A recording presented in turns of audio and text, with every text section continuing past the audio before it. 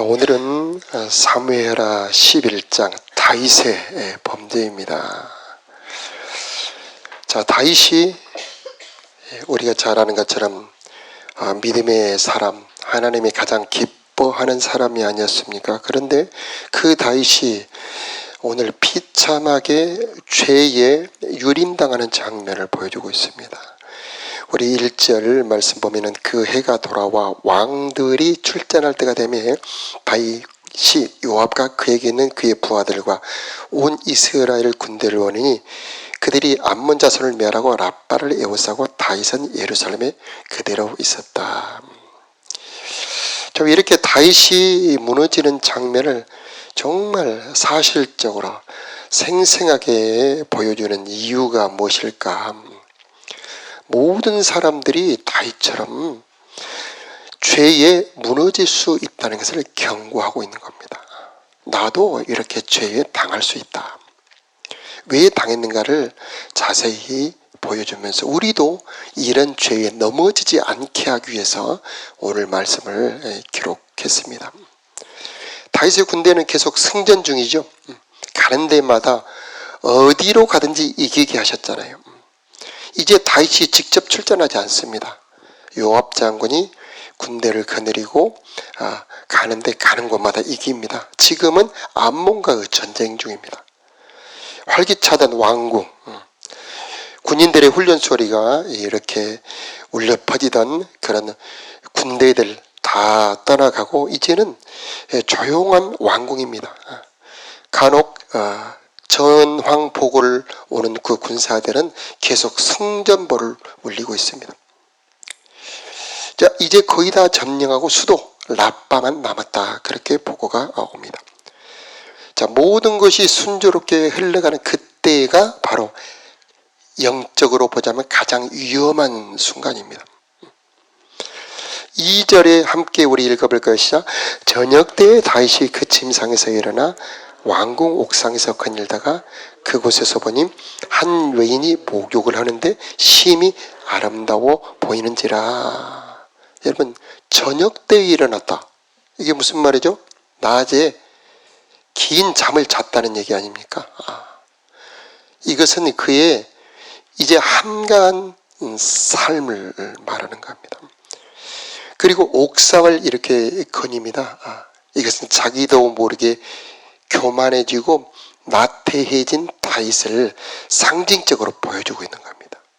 이제 다윗에게는 거칠 것이 없어요. 모든 게 순조롭습니다. 뒷짐을 지고 이렇게 한적하게 저녁에 이제 아침에 보니까 이렇게 노을이 아름답게 지던데 그렇게 저녁 노을이 지는 그 저녁 때 일어나 이제 온몸에 힘이 가득하겠죠. 왕궁을 옥상을 거닐 때 그때 사탄이 노립니다. 그 지역은 우리가 아는 것처럼 상당히 더운 지역이죠. 물소리, 목욕하는 물소리가 들립니다. 왕궁에서는 이렇게 다 내려다 보이잖아요. 보니 한 여인이 이 목욕을 하고 있는 거예요. 저녁 노을에 그 붉은 빛이 이 백옥처럼 하얀 그 여인의 살을 비추는데 그 물소리가 그 여인을 심히 아름답게 보이게 만들었던 거죠. 바로 그 순간 다윗은 포로가 됩니다. 이렇게 죄는 흉악한 모습으로 오는 것이 아니고 정말 아름다운 모습으로 심히 보기에 좋은 모습으로 우리에게 침노하는 겁니다. 자, 순간 그 여인을 보는 순간 1초 만에 다윗은 이제부터 죄의 포로입니다. 갑자기 엄청난 궁금증, 저 여인은 누구냐? 그 뒤에 바로 엄청난 욕망, 저 여인을 갖고 싶다. 알아보니 자, 자기 37인, 30인 용사 중에 한 용사인 우리아의 아내였던 것이죠. 자, 그 여인을 데려오라. 그 여인을 데려와 그날 밤에 동침을 합니다. 권세를 가졌다는 것이 도리어 무서운 위험한 것이 될 수 있다는 것. 이제 다윗이 가진 모든 것은 이제 제의 도구입니다. 그가 가지고 있는 권세, 그가 가지고 있는 시간, 힘, 그 왕의 권위, 감히 그 누구도 반항할 수가 없어요. 다윗의 말 한 자리면은 다 모든 사람이 복종합니다. 거칠 것이 없죠. 그런데 그 다윗의 모든 행동은 사실은 죄가 왕 노릇하고 있는 겁니다. 지금 다윗은 죄의 포로죠. 자, 이런 죄의 포로가 되어버린 다윗은, 그런 연약함은 다윗만 가지고 있는 것이 아닙니다. 우리 모두가 가지고 있다는 것을 성경이 보여주고 있는 겁니다.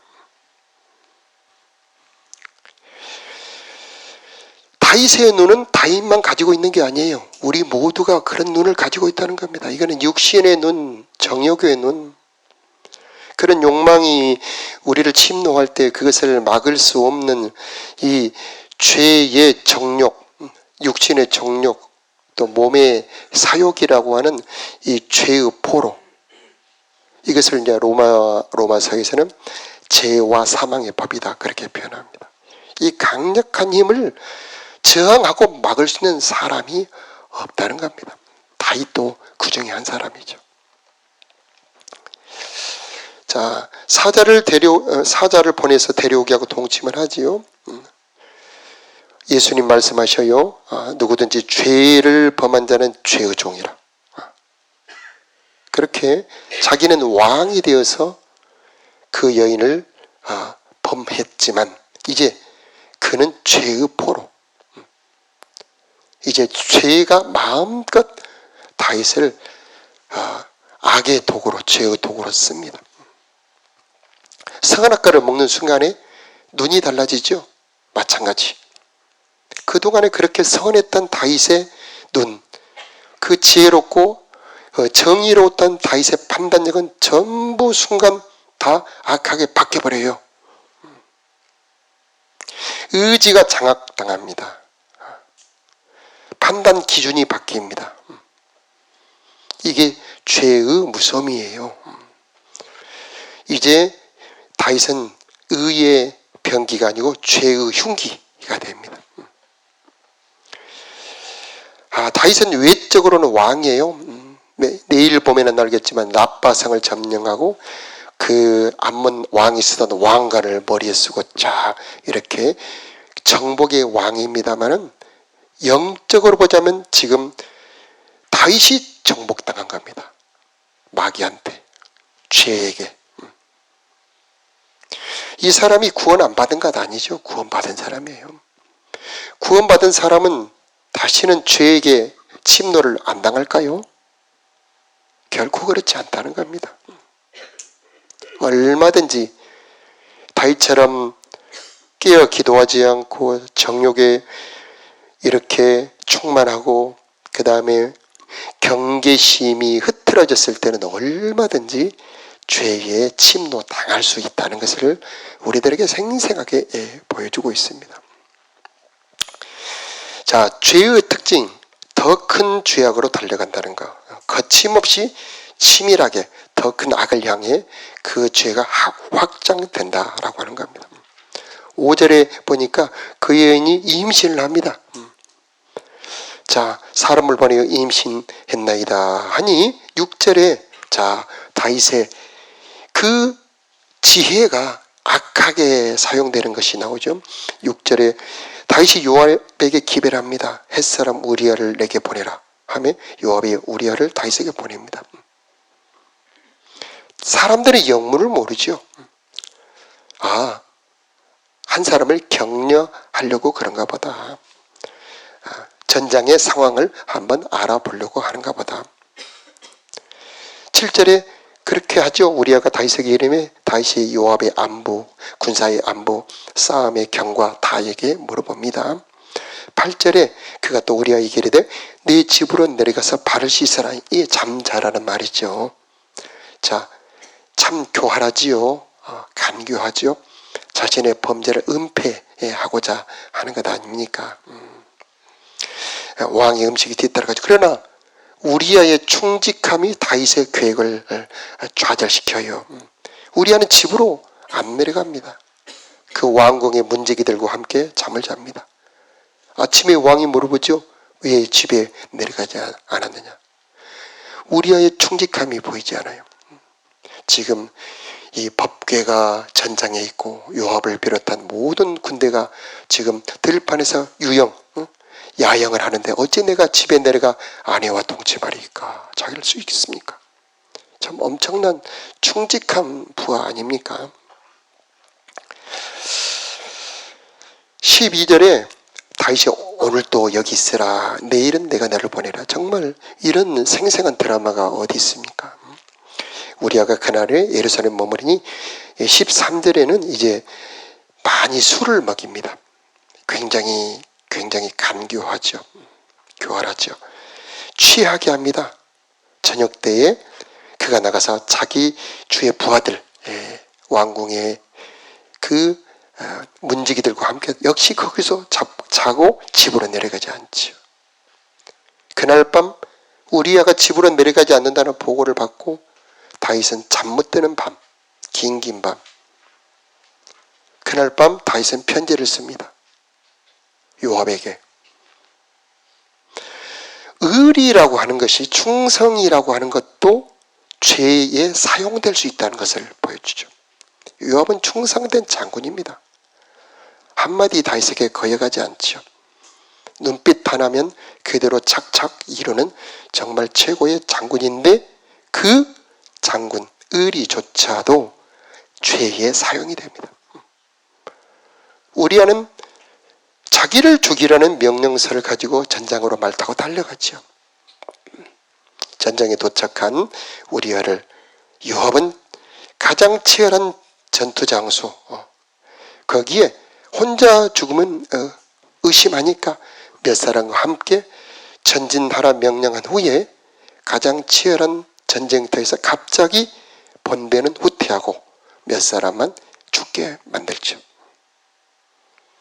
자, 감쪽같죠. 이것을 차도 살인지게 남의 칼을 빌려 살인한다는 그런 고급 모략입니다. 아무도 모릅니다. 요압 장군만 알지요. 그 내막을 모르는 사람은 전투 중 전사했구나 그렇게 생각합니다. 감쪽같지요. 그러나 중심을 보시는 하나님, 만물을 뚫어보시는 하나님은 다 알고 계시죠. 하나님이 이것 보시기에 하겠다라고 하는 겁니다. 자, 우리의 아내는 통곡을 하지요.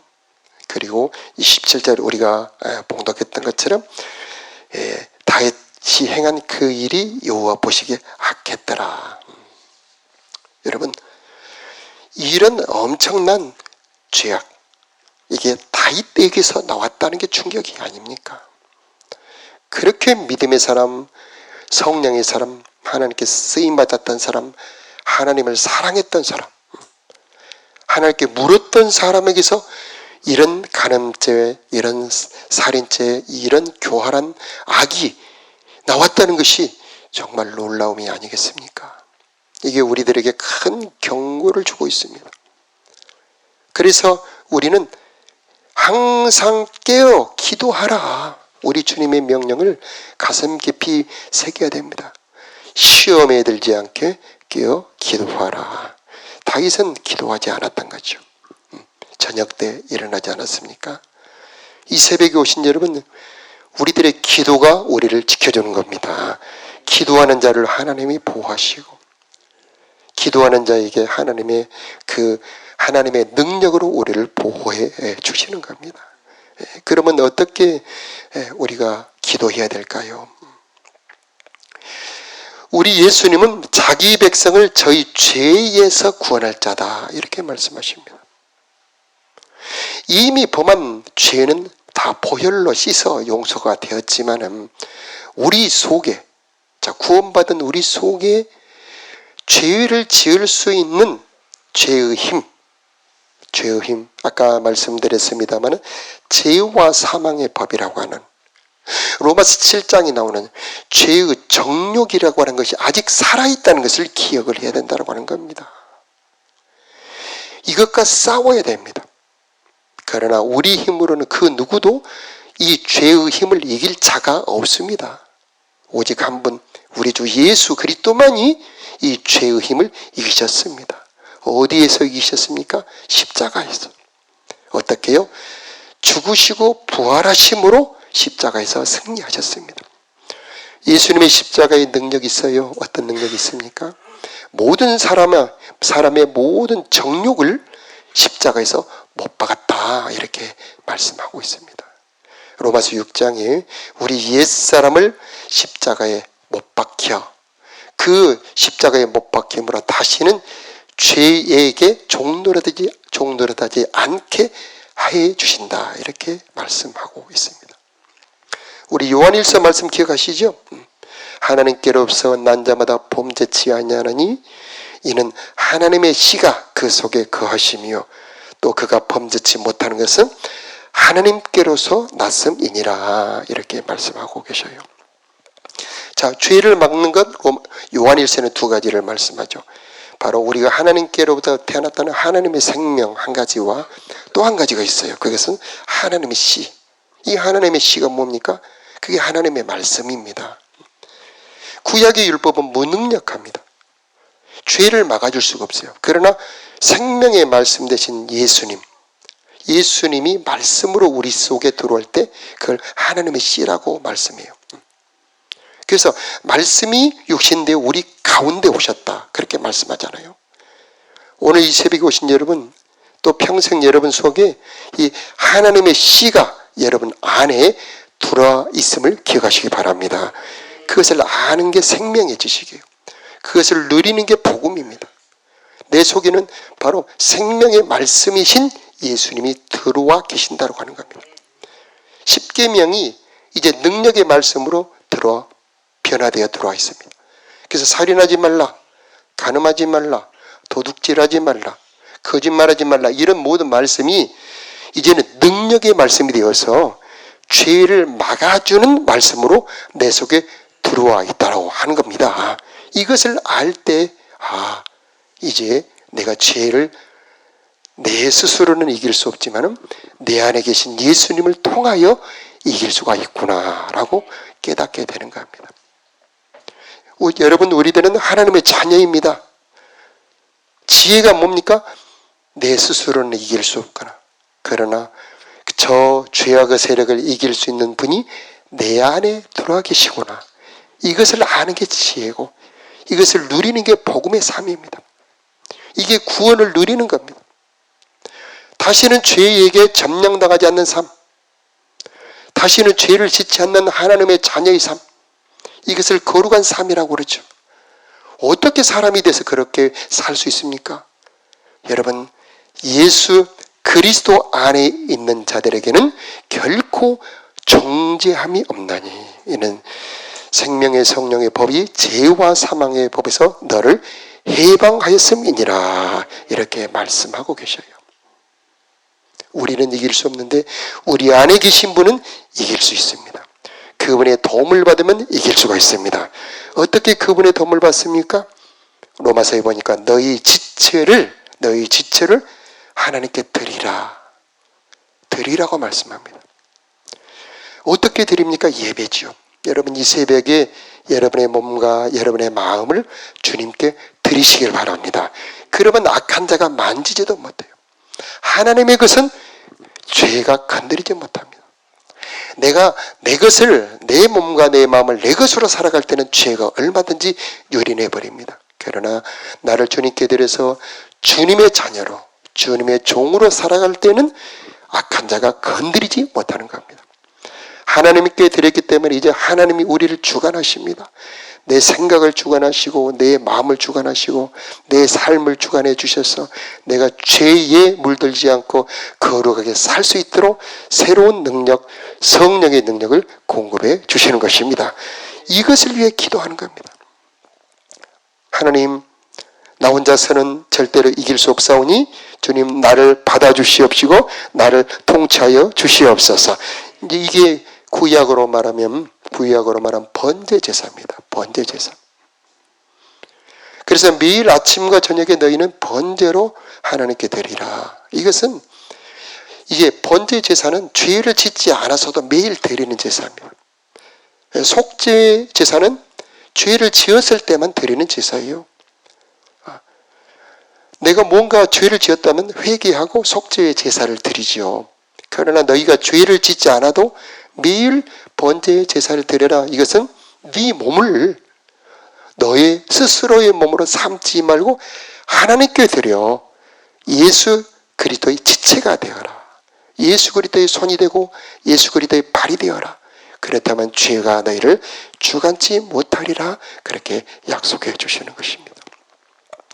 자, 여러분 이제 내일부터 봅니다만 내일은 회개고요. 그 다음에 13장에 보면 13장 1절에 보면 그 후에 이 일이 있으니라 하면서 엄청난 스토리가 전개가 되는데 어마어마한 비극이 다윗의 그 가정에 그 자녀들에게 또 그 온 나라에 엄청난 비극으로 덮쳐옵니다. 그 시가 바로 오늘 사건이에요. 이것이 100배, 1000배, 10,000배가 되어서 온 나라를 다 파멸시킵니다.